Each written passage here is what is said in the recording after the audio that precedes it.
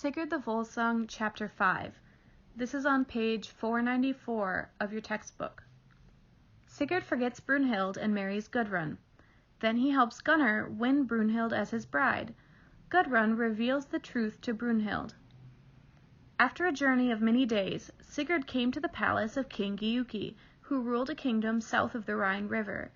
In addition to their beautiful daughter, Gudrun, King Giuki and his fierce-hearted wife, Queen Grimhild, had 3 sons, Gunnar, Hogni, and young Guttorm. All of their children were extraordinary in both goodness and skill, and the 2 older sons had earned fame through deeds of war. When one of the nobles saw Sigurd in their town, he immediately went before King Giuki and said, "I have seen a man who in form is like a god riding into our town. Not only does he far surpass any man I have ever seen, but he's wearing gold armor, carrying golden weapons, and riding a horse that is far greater than any other animal of its kind." King Giuki left the palace to welcome Sigurd and invite him to stay with them. Before long, the king treated Sigurd like his own son. Gunnar and Hogni treated him like the best of brothers, and Queen Grimhild decided that he would be the perfect husband for Gudrun. In addition to being impressed with his great wealth, King Giuki's family loved Sigurd because he was such a good human being. He was kind, loving, loyal, and generous. Sigurd often spoke of his love for Brunhild. So Grimhild decided that the only way to win Sigurd for her daughter was to make him forget Brunhild. She accomplished this by giving Sigurd a drugged drink. As he drank it, she said, "Consider us to be your family, Sigurd. Giuki, Gunnar, Hogni, and I will now swear that we are father, brothers, and mother to you." The potion caused Sigurd to forget Brunhild entirely. Sigurd had spent 5 seasons with the family when Queen Grimhild said to her husband, "Sigurd has the greatest of all hearts. Moreover, he is trustworthy and helpful. His strength makes our kingdom more powerful. Therefore, give him our daughter in marriage with wealth to spare and the right to rule what he chooses. Then he should be content to live with us forever." Giuki replied, "Usually a king does not have to offer his daughter in marriage. Suitors apply to him for her hand. Yet I would rather offer her to Sigurd than accept the suit of any other noble." So it came to pass that Sigurd was offered both power and the beautiful and good Princess Gudrun. He accepted with great pleasure. The older members of the family again swore oaths of brotherhood, and the royal wedding was a time of special joy for all.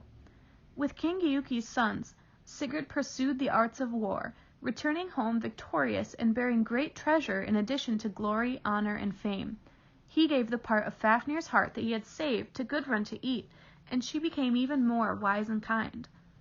Now that her daughter was happily settled in marriage, Queen Grimhild turned her thoughts to her son Gunnar. "Surely Brunhild is the best choice for you," she told him. "I suggest that you set out to win her, and take Sigurd with you." Gunnar knew of Brunhild's beauty and fame, so he immediately agreed.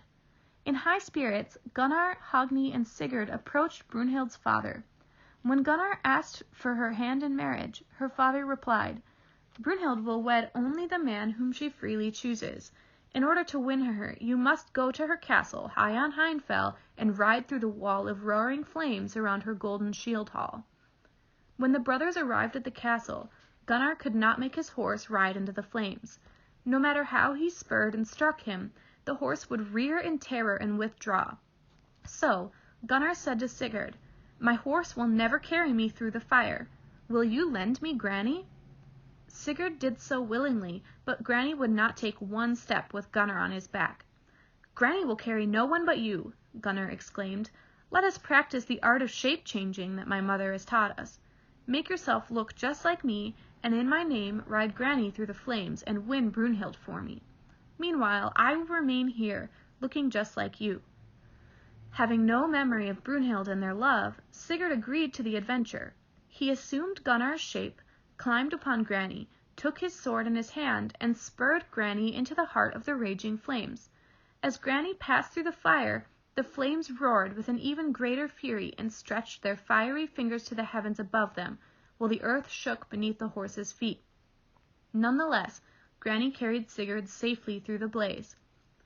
When Sigurd dismounted and entered Brunhild's palace, the warrior maiden was sitting in the great hall with a helmet upon her head, armor encasing her body and a sword in her hand. She looked at him and asked, "Who are you?"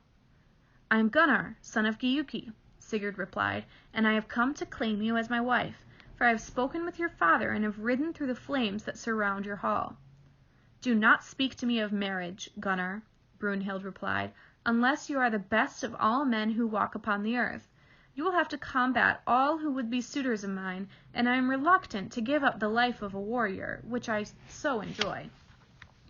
"That may well be so," Sigurd as Gunnar replied, "but you swore a sacred oath that you would marry the man who rode through the ring of flames around your hall, and I have done so." Brunhild then accepted the man she thought was Gunnar, and they exchanged rings as a sign of their love. Brunhild gave Andvari's ring to Sigurd, and Sigurd gave her a ring of Gunnar's to wear in its place. Sigurd spent the next 3 nights with Brunhild. Since he was wooing her for Gunnar, Sigurd neither kissed Brunhild nor embraced her. Although they shared the same bed, each night Sigurd placed his sword between them. He told Brunhild that he could marry in no other way, and she did not question him. Upon leaving Brunhild's castle, Sigurd had to spur Grani through the wall of flames once again. Then he and Gunnar exchanged shapes and rode to tell Brunhild's family of the news. Later, Brunhild visited her brother-in-law and said, "A king who claimed to be named Gunnar rode through the flames that surround my hall on Hindfell. I've promised to wed the man who possesses Andvari's hoard and who will ride Grani through the ring of flames that surround my shield hall. But I know that only Sigurd could do this, for only he, of all the men who walk the earth, has the courage in his heart to have slain the fearsome dragon Fafnir." Brunhild continued, "It is Sigurd whom I love, and Sigurd whom I pledged to marry. Now what do I do about Gunnar? Rather than marry him, I would far prefer to remain chief over 1/3 of your army and to spend my time defending your kingdom." Brunhild's brother-in-law replied, "You must marry Gunnar, for you cannot prove that he did not ride through those flames. Besides, Sigurd has married Gudrun, Gunnar's sister. What is past is dead. You cannot revive it. Only the present and the future are important. If you wish to keep my friendship and avoid my anger, you will forget Sigurd and marry Gunnar." So it came to pass that a second great wedding feast was held in the hall of King Giuki, to honor the marriage of Brunhild and Gunnar. The new couple appeared to be very happy. As the celebration ended, Sigurd's memory returned to him. Although he remembered the promises he had made to Brunhild, he never revealed by look, word, or deed that he had ever seen her before. He loved Gudrun and Gunnar, and above all, he wanted peace among the members of his adopted family. All was well until one day when Brunhild and Gudrun went to the Rhine River to bathe. Brunhild immediately walked into the river upstream of Gudrun. "I deserve the fresh water for rinsing my hair, because my father is greater than yours, and my husband is more valiant than yours," she said. "Gunnar is known for his many famous deeds, not the least of which was riding through the wall of flames around my castle in order to win my love. Your husband's deeds are certainly no match for that." Gudrun waded upstream past Brunhild and angrily replied, "I suggest that you remain silent instead of criticizing my husband. In fact, it is my right to wash my hair upstream of you. You are foolish to demean your first love. All who have tongues to speak acclaim Sigurd as the most courageous man the world has ever known. It was Sigurd who killed Fafnir and Regin. Those valiant deeds gave him the right to Andvari's hoard of treasure."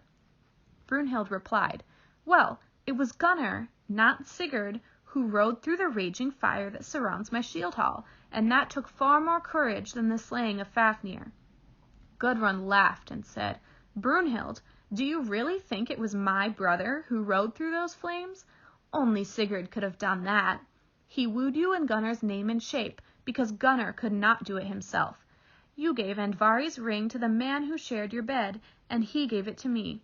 If you do not believe me, just look at my hand, for I am wearing the ring that my husband originally gave to you." Brunhild recognized the ring immediately and became as pale as a corpse. She returned to the palace in silence and remained silent all evening. Gudrun later asked Sigurd, "Why is Brunhild so silent?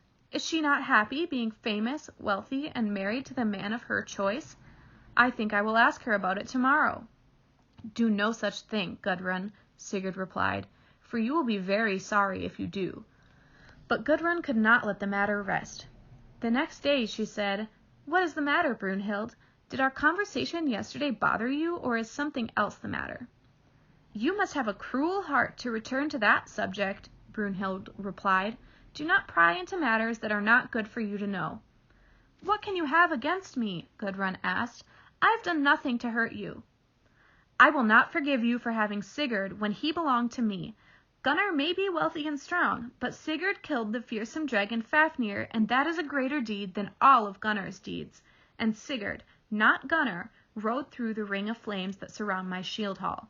Brunhild added, "Your mother is to blame for this entire matter. Sigurd forgot me because she gave him a drugged drink." "That is a lie," Gudrun exclaimed angrily. "Enjoy your husband, Gudrun, knowing that he would not be yours but for the craft of your mother. I wish you only trouble." That night, as Gunnar lay asleep, Brunhild left the palace. Over the snow-capped mountains and the ice fields she wandered, letting evil thoughts inflame her heart. "Sigurd lies in bed embracing Gudrun, his queen, while I must live without his love and without his treasure," she said to herself.